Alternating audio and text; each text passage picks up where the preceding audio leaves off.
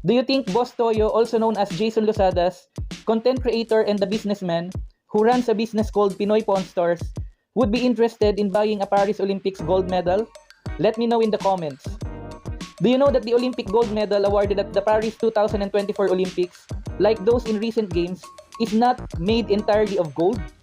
Based on my research, the Paris Olympics gold medal consists of approximately 6 grams of gold plating over a core of pure silver. The Paris 2024 Olympic gold medal is only valued at around 800 up to 1,000 US dollars for its material composition. In Philippine pesos, that's around 45,000 up to 56,000 pesos. Now, this conversion is a rough estimate and can vary based on the current exchange rate.